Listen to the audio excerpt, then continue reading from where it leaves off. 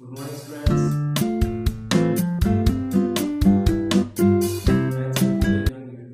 YouTube channel में आपका स्वागत है। चैनल पर अगर आप नहीं हैं तो चैनल को सब्सक्राइब कीजिए, वीडियो को लाइक कीजिए। आज हमारी क्लास होगी दूसरी मैथ्स की।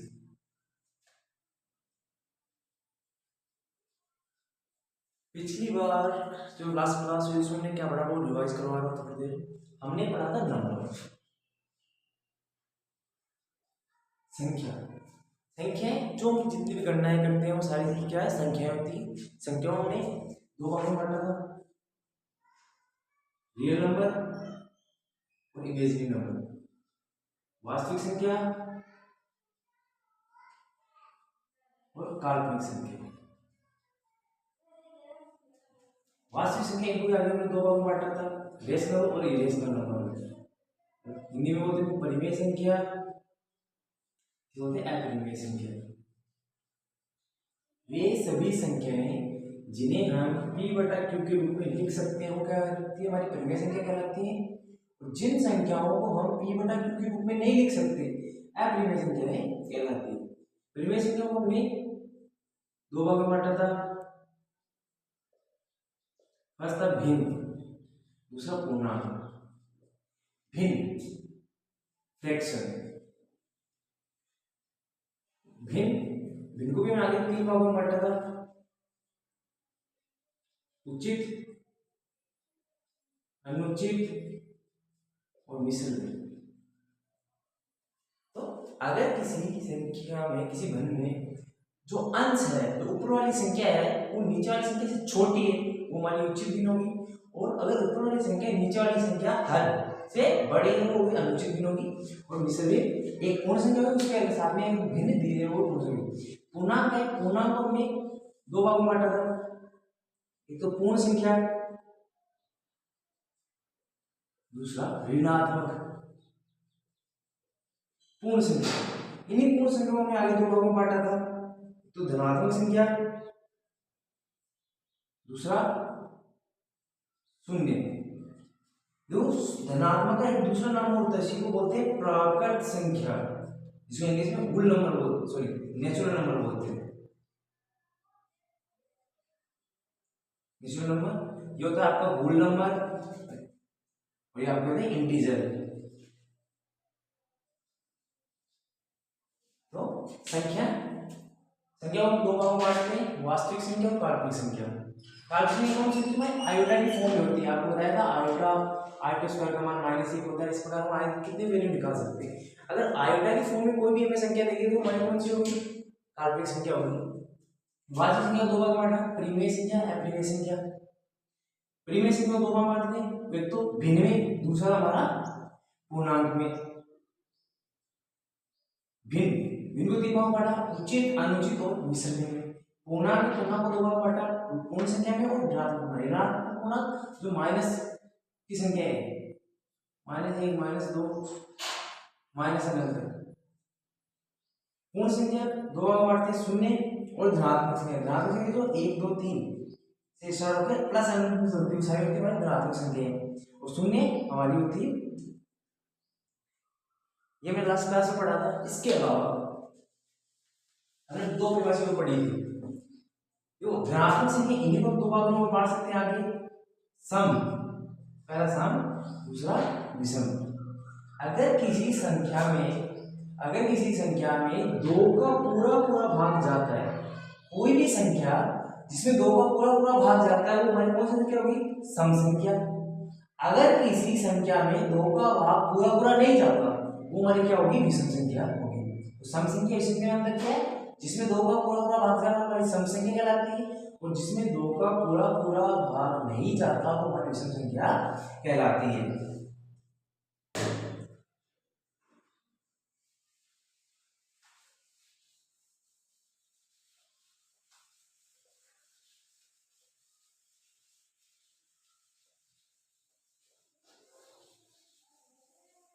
इसके अलावा हमने पढ़ा था अभाज्य संख्या।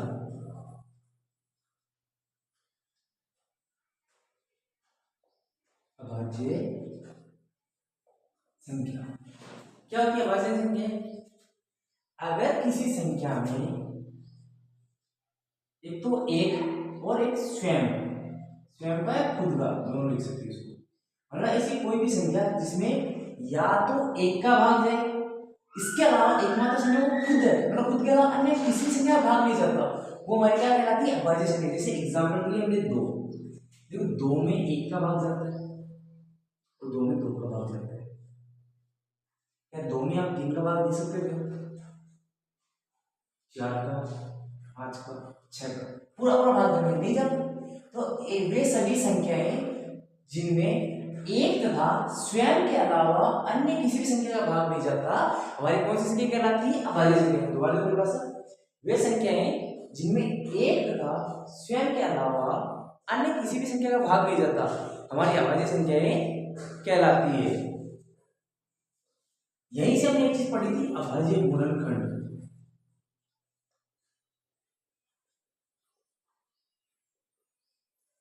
तो अभाज्य संख्या 2, 3, 5, 7, 11, 13, 17, 19 जैसे आगे अनंत तक चलती है। तो यही पर अभाज्य गुणनखंड मतलब अगर किसी संख्या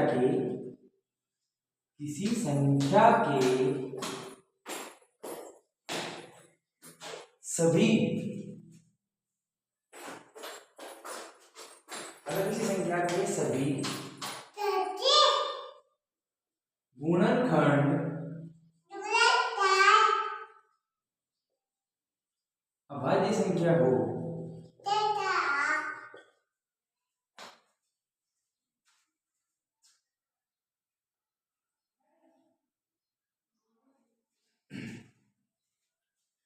अभाज्य गुणनखंड किसी संख्या के सभी गुणनखंड यदि अभाज्य संख्या हो, यानी अगर कोई भी संख्या है हम उसके फैक्टर करते हैं, इंग्लिश में गुणनखंड होते हैं फैक्टर। कोई भी संख्या है अगर हम उसके गुणनखंड करें, वो सभी क्या अभाज्य संख्या हो। अभाज्य संख्या मतलब जिसमें या तो एक का भाग है या खुद का जाए। कोई भी संख्या जैसे देखो 2, 3, 5, 7 में भाग, 7 में आप एक का भाग देख सकते या 7 का देख सकते, इसके अलावा किसी संख्या का भाग नहीं जाएगा। 11, 13। तो अगर किसी संख्या के सभी गुणनखंड अभाज्य गुणनखंड, मतलब ऐसी कोई भी संख्या जिसके जितने भी हम टुकड़े हैं उसे फैक्टर के उसके गुणनखंड निकालते हैं, तो गुणनखंड क्या है, अभाज्य संख्या है। तो वो गुणनखंड क्या क्या सभी संख्या अभाज्य संख्या को गुणनखंड क्या करेंगे, अभाज्य गुणनखंड कहलाएंगे। या तो हमने लास्ट क्लास में पढ़ा था, आपको कुछ क्वेश्चन भी दिए थे घर में करने के लिए, उन्हीं को सोल्व करेंगे आज से। और ये हमारी आज की क्लास से स्टार्ट होगी।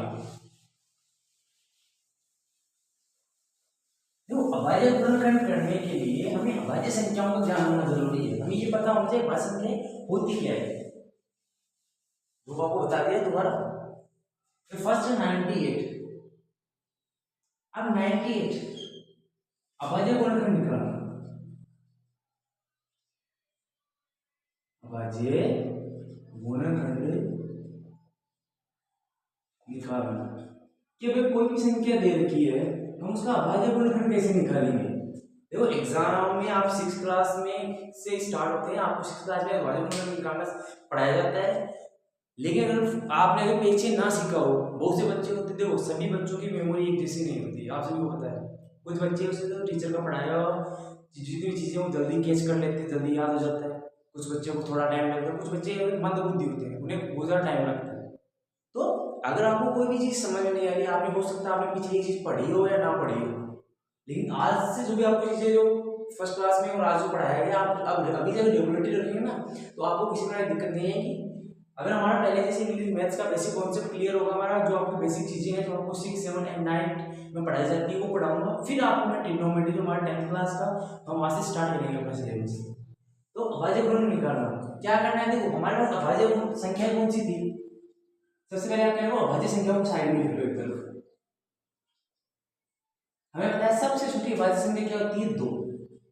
2 में 2 का भाग जाता है 1 का, इसके अलावा 3, 5, 7, 11, 13, 17, 19, 23। आप मैंने भी यहाँ तक याद रखो, आगे भी याद रख सकते हो। क्योंकि आपके एग्जाम में जहां तक क्वेश्चन बनेंगे वो इन्हीं संख्याओं तक बनेंगे। अगर इससे बड़ी कोई बड़ी संख्या तो आप चेक कर सकते हो आगे। 98 हमारे पास एक नंबर दे दिया 98। तो क्या करना है हमें, अभाज्य गुणन निकालना है। तो फर्स्ट स्टेप क्या होगा हमारा, पहला स्टेप जो हमारा फर्स्ट नंबर है, फर्स्ट नंबर उससे हमें क्या करना है, डिवाइड करना है।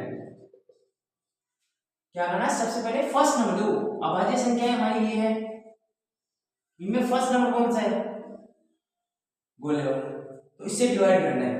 जब तक इस संख्या का भाग इसमें जा रहा है, जो हमारे पास नंबर दे रखा है इसमें, जब तक इसका भाग है तब तक हमें इसका भाग देना है। जैसे 2 चौक के 8, तो यहां से क्या बच गया 1, फिर आगे वाला डिजिट उतारो, ये बन गया 18, 2 में 18। दूसरा तरीका, अगर किसी को बेसिक ये समझ नहीं आया तो देखो क्या किया मैंने, 98 में भाग दिया है,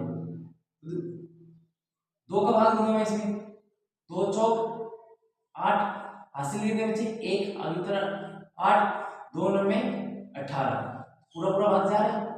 तो जो ये संख्या है वो मैंने यहाँ पर लिखी है, ये जो संख्या थी वो यहाँ पर आई है। इसलिए अब क्या करना है, इस 49 में 49 में 2 का भाग देना है वापस। तो देखो 49 में 2 का भाग दो, साइड में देख सकते हो आप, 2 दूनी 4, यहाँ पर सॉरी 2 दूनी 4, यहाँ पर बच 0, आगे तरह 9, 2 चौके 8, यहाँ पर क्या बच गया मान प्लस का 1 बच गया, तो भाग पूरा पड़ रहा है। मतलब देखो जब तक 2 का भाग इसमें पूरा पूरा जा रहा है तब तक हमें 2 का भाग देना है।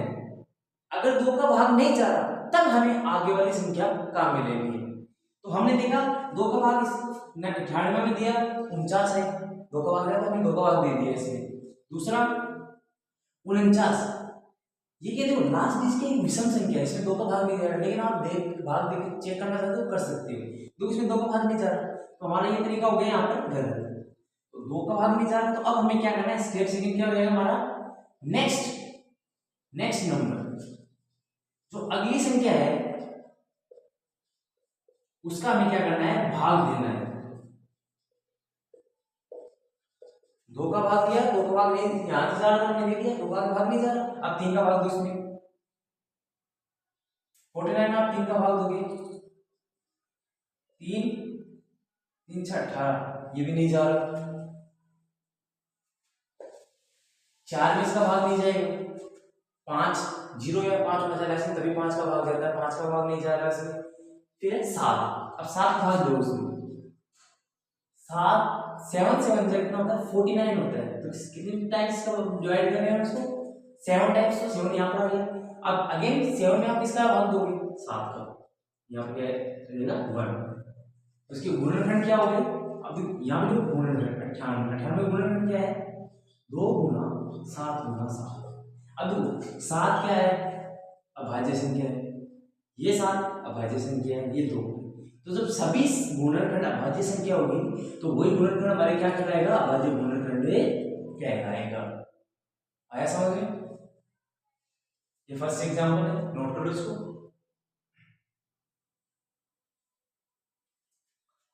नेक्स्ट एग्जांपल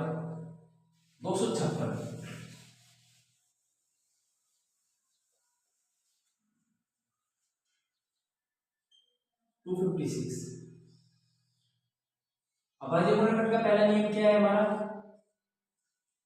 जो फर्स्ट नियम है कि हमें फर्स्ट नंबर का भाग देना है, तो सबसे छोटी अभाज्य संख्या क्या है हमारी 2, आज में 2 का भाग, जब तक इसमें 2 का भाग जा रहा है तब तक हमें 2 का भाग देना है, तो लिखो यहाँ पर 2, 2 एकम 2, 2 दूनी 4, तो यहाँ पर क्या बच गया 1, आगे से उतर गया 6, 2 अट्ठे 16, जा रहा है भाग, वापिस इसमें 2 का भाग, 2 6 12, 2 चौके 8, वापिस 2 का भाग दो इसमें, 2 3 6, 2 दूनी 4, 2 का भाग दो इसमें, 2 एकम 2, यहाँ पर बच गया 1, आगे उतर गया 2, तो 12 बन गया, तो 2 6 12, यहाँ 2 का भाग दो इसमें, 2 अट्ठे 16, वापस 2 का भाग 2 चौक 8, 2 का भाग 2, 2 दूनी 4, फिर 2 का भाग 2 1। 256 के अगर हम गुणन करेंगे तो क्या लिखेंगे? तो 1 2 3 4 5 6 7 8 8 टाइम्स 2 है। 2 गुना 2 गुना 2 गुना 2 गुना 2 गुना 2 गुना 2 गुना 2, ये हो गई अभाज्य गुणनखंड। क्या करना है हमें? दोबारा बता रहा हूं, अभाज्य गुणनखंड जब भी हमें निकालनी है तो सबसे पहले क्या करना है, जो हमें संख्या दे दी उसमें 2 का भाग देना है। अगर उस संख्या में जब तक 2 का भाग है, देखो पिछली वाले क्वेश्चन में क्या था, आगे फर्स्ट वाले में 49 था, सॉरी 98 था, इसमें 2 का भाग दिया 49, फिर 7 and 7। मैंने यहाँ पे 7 का भाग क्यों दिया? क्योंकि इसमें तो 2 का भाग जा रहा है, ऊपर वाली जो संख्या है इसमें 2 का पूरा पूरा भाग जा रहा है हमारा, लेकिन यहाँ इसमें 2 का 3 का 5 का तीनों का भाग नहीं जा रहा। तो अब इन तीनों का भाग नहीं जा रहा है तो हम आगे क्या करेंगे, उससे आगे से क्या है 7 का भाग नहीं।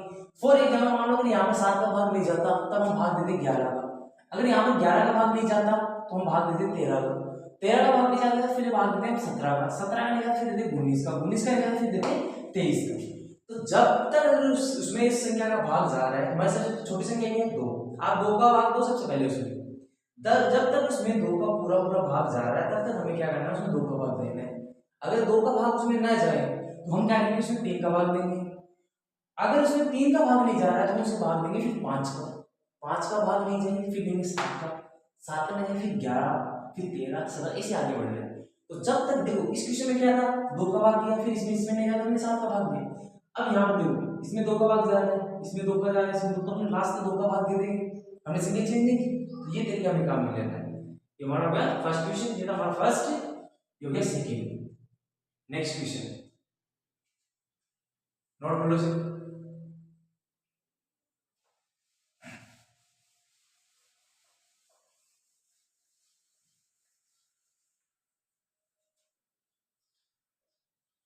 तेरह सौ इकतीस,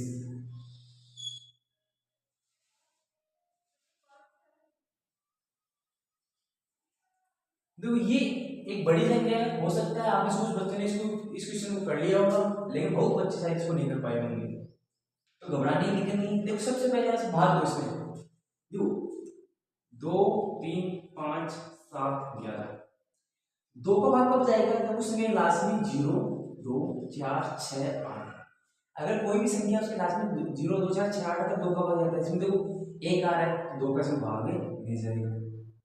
3 का भाग क्या होता है, इनका योग, यानी 1 प्लस 3 प्लस 3 प्लस 1, 3 3 6 1 7 ये 8, इनका योग हो रहा 8। अगर इसमें 3 का भाग जा रहा है योग में, वो संख्या 3 से डिवाइड होगी। 5 5 के लिए क्या है, उसके लास्ट में क्या है 0 या 5 होना चाहिए। 7 में आप 7 का भाग देके देखोगे इसमें, क्योंकि इसकी विभाजित जो नियम वो काफी बड़ा है, तो सबसे बेसिक ये है उसमें 7 का भाग देके देखो। तो 7 का भाग दो, 7 में 7 बचेंगे यहाँ पे 6, और तो 7 में 63, फिर 1 बच गया शेष, तो 7 का भाग इसमें नहीं जा रहा, तो हम भाग इसके देंगे इसमें 11 का, 11, तो 11 एकम 11, यहाँ पर मैंने 11 लिखा नीचे, 13 से 11 लिए इसलिए कितने बचे 2, आगे कितना है 3, 11 दूनी 22, तो यहाँ पर आएगा 22, 23 में से 22 जाएंगे बच गया 1, आगे से तरह 1, 11 एकम 11। जब आप 13 31 में आप 11 का भाग दोगे तो कितना आएगा हमारे पास, भागफल क्या आएगा 121, वही हमें यहाँ पर लिखना है। फिर देखो 11 है तो इसमें दोबारा 11 का भाग देके देखो, 11 एकम 11, यहाँ पर बच गया कितना 1, आगे बता रहे 11 एकम 11, इसमें 11 बार भाग दे देगा, फिर 11 भाग दो इसमें 11 एकम 11, 1 आ गया।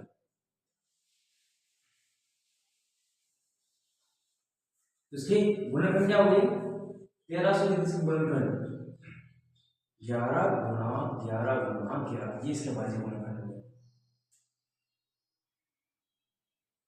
फोर्थ क्वेश्चन, आपको 5 क्वेश्चन करवाऊंगा, बाकी 3 क्वेश्चन आप खुद दोबारा प्रैक्टिस करना करेंगे। फोर्थ क्वेश्चन क्या हमारा 84, तो सबसे बेसिक नियम कोई, सबसे पहले 2 का भाग देना है, 2 चौके 8, 2 दूनी 4, दो दूनी 4, दो एकम 2। अब इसमें लास्ट में 0 2 4 6 8 है क्या, 2 का भाग इसमें नहीं जाएगा, हम भाग किसे करेंगे इसमें 3 का।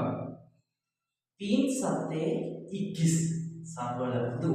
7 अपने आप में क्या है, आपकी प्राइम नंबर है, अभाज्य संख्या है, तो 7 में कोई 7 का भाग जाता है, 7 का भाग देंगे इसमें। तो 84 के गुणनखंड क्या हो गए, 2 गुणा 2 गुणा 3 गुणा 7। नोट करो इसको।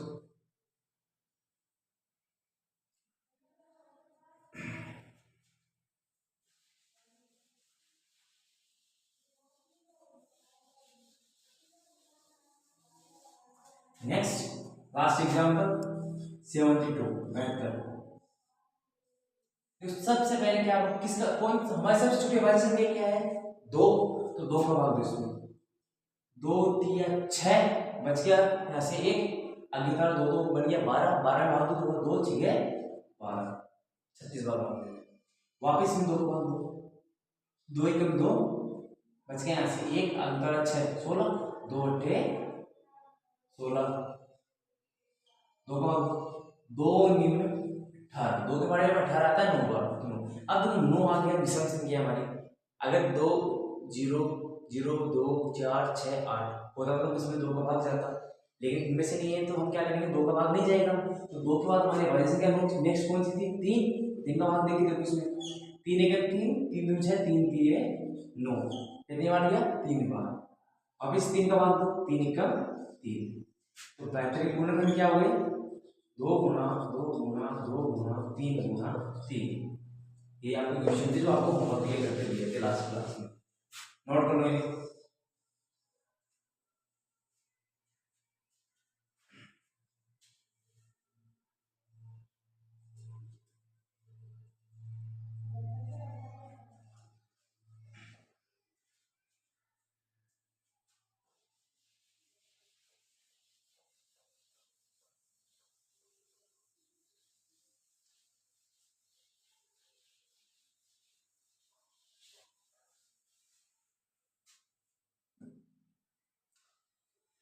ये था हमारी अभाज्य संख्या है और अभाज्य गुणनखंड। इसके अलावा हमें 2 परिभाषाएं रह चुकी है नंबर सिस्टम में, भाज्य संख्या,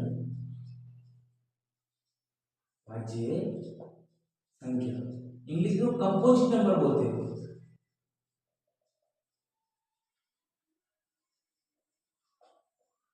देखो अभाज्य संख्या और भाज्य संख्या एक दूसरे की जैसे उल्टी होती है।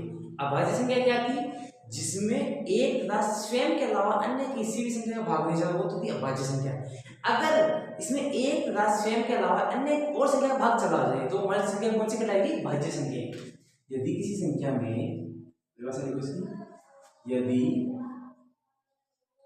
यदि किसी संख्या में एक तथा स्वयं के अलावा अन्य किसी भी संख्या का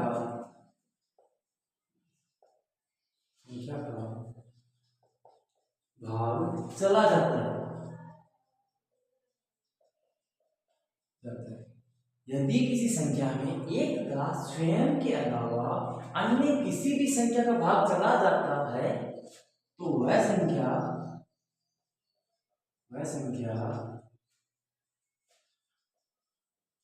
भाज्य संख्या कहलाती है।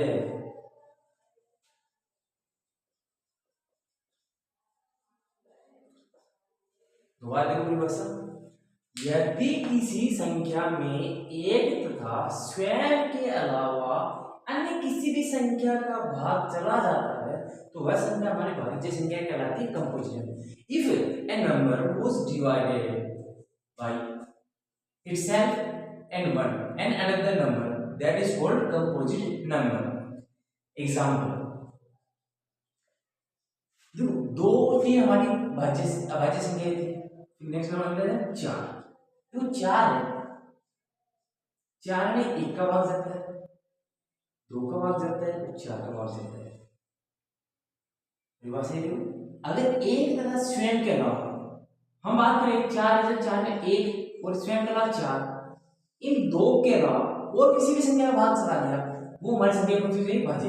अगर इसमें 2 का भाग नहीं जाता तब ये हमारी अभाज्य संख्या होती है, लेकिन इसमें 2 का भाग जा रहा है तो ये हमारी कौन सी संख्या होगी? भाज्य संख्या है। नेक्स्ट 6, तो 6 में 1 का भाग जाता है, 2 का भाग भी जाता है, 3 का भाग जाता है और 6 का भाग भी जाता है। तो 1 और 6 के अलावा अन्य संख्या का भाग जाता है तो ये हमारी कौन सी संख्या होगी? भाज्य संख्या है। Next 8, 9, 10 etcetera, 10, 12, 14, 16, 20, 21, 22, 24, 26, 28, 30, 32, 33, 34, 35 etcetera. देखो इन सभी संख्या में है ना खुद के अलावा एक और स्वयं के अलावा अन्य 2 का 3, किसी में 2 का भाग जा रहा है, किसी में 3 का जा रहा है, किसी में 4 का, किसी में 5 का, किसी में 6 का, किसी में 7 का, किसी में 8, 9, 10, 11। मतलब स्वयं अगर कोई भी संख्या है उसमें या एक का और स्वयं का भाग जा रहा है तो हमारी अभाज्य संख्या है। और अगर उसमें एक और स्वयं के अलावा अन्य किसी एक ही संख्या का उसमें भाग चला गया, मतलब एक तो संख्या क्या है? एक है और एक और संख्या खुद है, इनमें इनके अलावा अगर एक भी संख्या किसमें भाग चला गया तो हमारी कौन सी संख्या कहलाएगी? भाज्य संख्या है कहलाएगी। ये थी हमारी भाज्य संख्या। इसके अलावा एक परिभाषा और है, लास्ट एंड फाइनल, सहभाज्य संख्या। सो को प्राइम नंबर बोलते हैं, को प्राइम नंबर।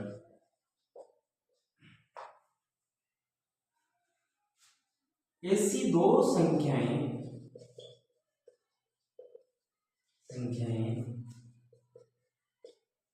जिनमें उभयनिष्ठ, ऐसी दो संख्याएं जिनमें उभयनिष्ठ गुणनखंड, जिसको इंग्लिश में बोलते हैं कॉमन फैक्टर,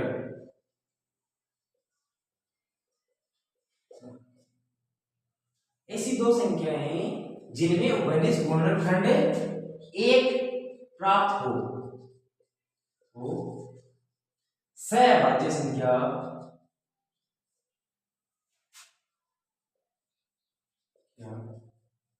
कहलाती है। ऐसी दो संख्याएं जिनमें उभयनिष्ठ गुणनखंड एक प्राप्त हो सहभाज्य संख्याएं कहलाती है।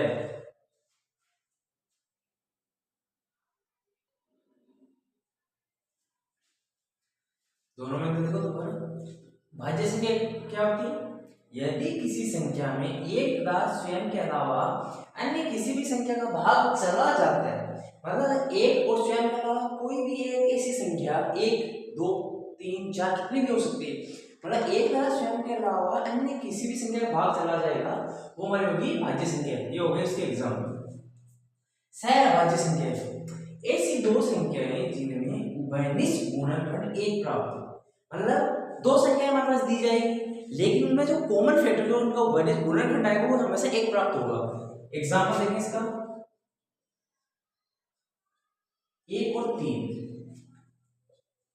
5, 7, 9, 11, 12, 29 एक्सेट्रा। देखो अगर हम टुकड़े हैं तो इन दोनों में कॉमन फैक्टर उभयनिष्ठ क्या आएगा? सिर्फ एक आएगा, एक के अलावा कोई भी संख्या आ सकती है। 5 और 7 इनमें भी बड़ी संख्या क्या? एक कॉमन आएगी। 9 और 11 में एक कॉमन आएगा। तो ऐसी दो संख्याएं जिनमें उभयनिष्ठ गुणनखंड क्या हो हमारा एक प्राप्त हो वो संख्याएं क्या होगी? कंपोजिट नंबर सहभाज्य संख्या, सॉरी कोप्राइम नंबर सहभाज्य संख्याएं कहलाएगी। तो ये था हमारा नंबर सिस्टम। नंबर सिस्टम में बेसिक हमें ये ध्यान रखना है कि नंबर को कितने भागों में बांटते हैं। उसके बाद सबसे मेन पॉइंट आपका काम में पॉइंट बनता है अभाज्य संख्याएं, और उसी से रिलेटेड एक पॉइंट है हमारा अभाज्य संख्या गुणनखंड निकालना। इसी के अलावा आपको एक क्वेश्चन और करवाता हूं नेक्स्ट। ये हमारी परिभाषा कंप्लीट हो चुकी है नंबर सिस्टम की।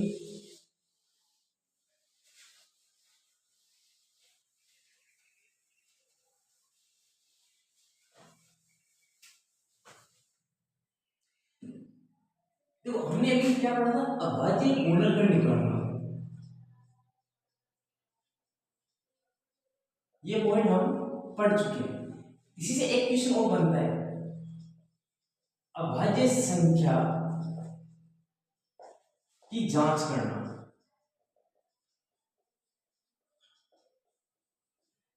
मतलब आपको कोई भी एक पर्टिकुलर एक नंबर दिया जाएगा और आपसे ये पूछा जाएगा ये नंबर अभाज्य संख्या है या नहीं है, तो उसको कैसे चेक करना है। देखो सबसे पहले जैसे एक एग्जांपल लेते हैं, 167 167। अब अभाज्य संख्या की जांच करने में सबसे पहले क्या करना है हमें, फर्स्ट नियम, कुछ नियम लिखवा रहा हूं। पहला, जो नंबर दिया गया है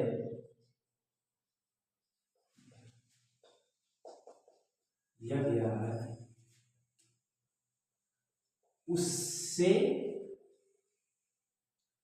आगे वाली पूर्ण वर्ग संख्या ज्ञात करें।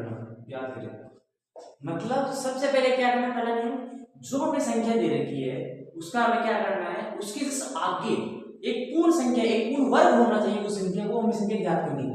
जैसे हम बात करें 11 का स्क्वायर होता है 121, जो आपकी स्क्वायर रूट की क्लास आगे होगी उसमें आपको मैं 1 से लेकर 130 तक के स्क्वायर निकालना, एक ट्रिक्स में सिखाऊंगा जिसके में देखो स्क्वायर निकालने के 3 तरीके होंगे। पहला होता है गुणा करना, जो आपको वैसे आता है। जैसे मान लो 11 का गुणा कैसे करोगे, 1 को 1 से किया, फिर इसको 1 से किया, गुणा का निशान लगाया, फिर 1 फिर 1 करोगे, 1 2 और 1। ये आपका बेसिक तरीका जो आपने 6th क्लास में पढ़ा है, एक तरीका तो ये है। दूसरा एक तरीका बताऊं गुणा करने का, लेकिन सिर्फ सेकंड्स में। आप 5 to 10 सेकंड, मतलब 5 से 10 सेकंड में आप किसी भी संख्या को गुणा कर सकते हो। 2 नंबर की जो संख्या होगी आपको गुणा कर सकते हो। थर्ड होगा एक फॉर्मूला बेस। फॉर्मूला आपको एक फॉर्मूला होता है, उससे आप किसी भी संख्या का स्क्वायर निकाल सकते हो। फोर्थ तरीका जिसमें आपको 1 से 30 तक तो स्क्वायर आपको लर्न करने पड़ेंगे। मतलब अगर आपको 1 से 30 के स्क्वायर याद है, 1 से लेकर 30 तक के अगर आपको स्क्वायर याद है, तो आप 31 से लेकर 130 तक के स्क्वायर आप इन्हीं की मदद से निकाल सकते हो। बस इसमें कुछ बेसिक ट्रिक्स लगेंगे, इसमें आपको बेस मान के वो स्क्वायर निकालना में आगे आपकी बारी नेक्स्ट जब भी आपकी स्क्वायर रूट की क्लास उसमें आपको मैं बताऊंगा। तो ये चीजें हम पढ़ेंगे। तो स्क्वायर रूट निकाल, स्क्वायर निकालने आपको सिर्फ एक तरीका पढ़ा होगा आपने, गुणा वाला तरीका था आपको, ये तरीके भी होते हैं। मैथ्स, देखो मैथ्स ऐसा सब्जेक्ट है जिसमें आप एक क्वेश्चन को आप 2 या 3 तरीकों से कर सकते हो, हो सकता है उसके 4 तरीकों। इसका कोई पर्टिकुलर तरीका नहीं है कि टीचर ने जो तरीका बताया आप उसी से करो। एक क्वेश्चन को आप कई तरीके से कर सकते हो। मेन चीज मैथ्स में क्या डिपेंड करता है, आपका क्वेश्चन का आंसर आना। अगर आपका आंसर क्वेश्चन से मैच, जो फाइनल आंसर आपका सेम है, तरीका हो सकता है आपका अलग, एक बच्चा उसका तरीका अलग हो सकता है, दूसरा बच्चा बी है मान लो उसका तरीका अलग हो सकता है, एक्सेट्रा। तो पहला नियम क्या है, जो नंबर हमें या जो संख्या हमें दे रखी है, नंबर लिख दो या संख्या लिख दो, जो नंबर है जो संख्या हमें दे रखी है उससे आगे वाली पूर्ण वर्ग संख्या ज्ञात करें। तो 11 का स्क्वायर क्या होता है 121, इससे छोटा है। 12 का स्क्वायर होता है 144, इससे छोटा है। 13 का स्क्वायर होता है 169, 169। तो देखो इससे बड़ा पूर्ण वर्ग संख्या, इसके आगे एक पूर्ण बड़ी पूर्ण वर्ग संख्या, तो देखो 169 एक परफेक्ट क्या है, 13 का स्क्वायर। आपको 13 का स्क्वायर क्या होता है 169, तो इससे बड़ी संख्या हो गई ये 169 है। पहला नियम है। दूसरा, इस संख्या के, इस संख्या से छोटी सभी अभाज्य संख्याएं लिखते हैं। पहला स्टेप था एक जो हमें नंबर दे रहेगा उसके आगे वाला एक पूर्ण वर्ग संख्या, एक परफेक्ट स्क्वायर में क्या करना है, ज्ञात करना है। ये हो गया। दूसरा, जो ये नंबर है ना जिसका ये स्क्वायर है, उसी नंबर का क्या करना है, उससे छोटी जितनी भी अभाज्य संख्या वो लिखनी है। तो देखो 13 से छोटी अभाज्य संख्या है, 13 से छोटी अभाज्य संख्या। देखो हमें पता है सबसे छोटी अभाज्य संख्या क्या होती है, 2, उससे आगे वाली 3, फिर 5, फिर 7, फिर 11, फिर 13। तो देखो 13 तो ये नंबर है, तो 13 में नहीं लेना, इससे छोटी संख्या लिखनी है, तो 11 तक लिखनी है। हो गया। थर्ड, इन सभी अभाज्य संख्या का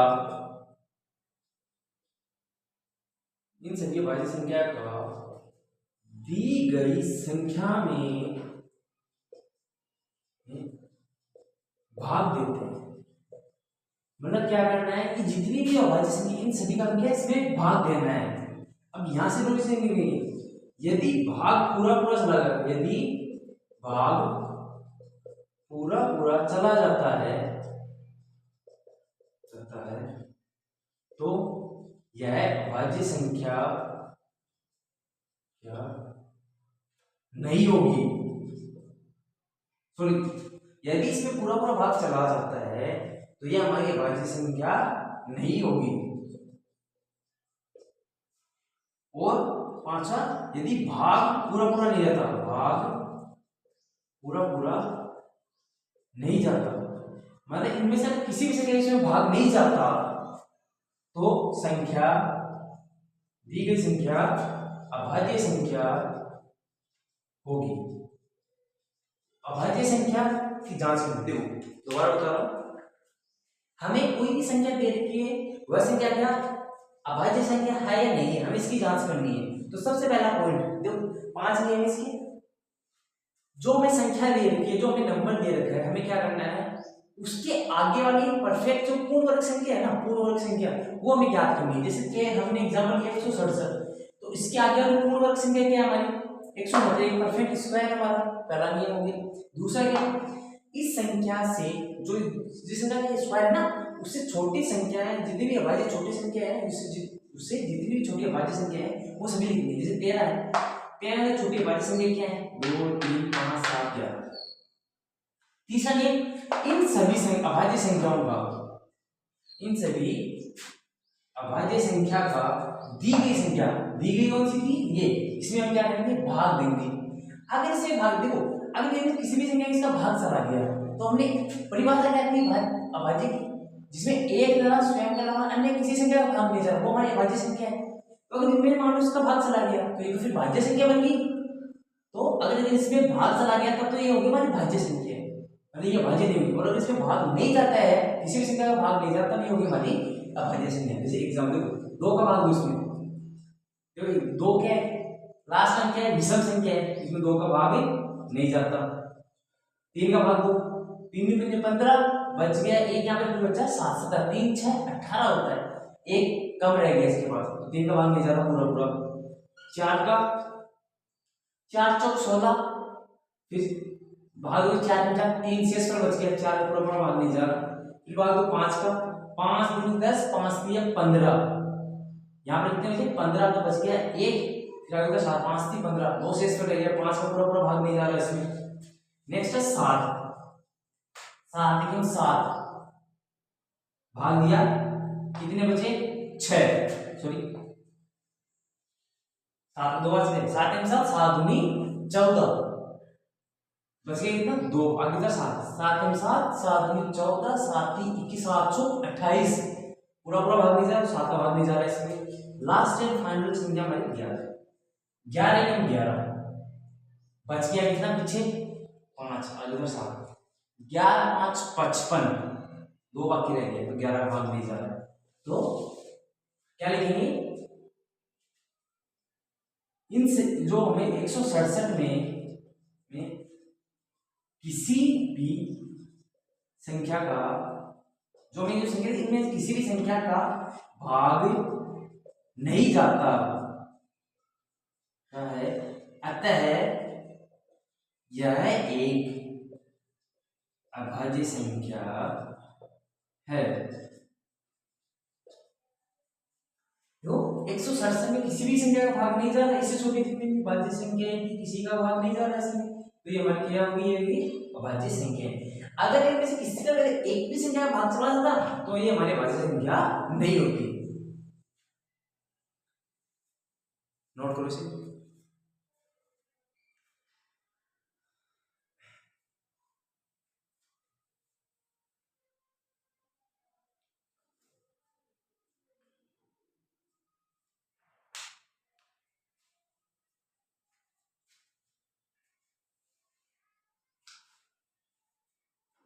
आपके लिए आज का होमवर्क, आपको जो भी चीज़ पढ़ाई गई है, भाज्य संख्याएं क्या होती है उनकी परिभाषा आपको याद करनी है।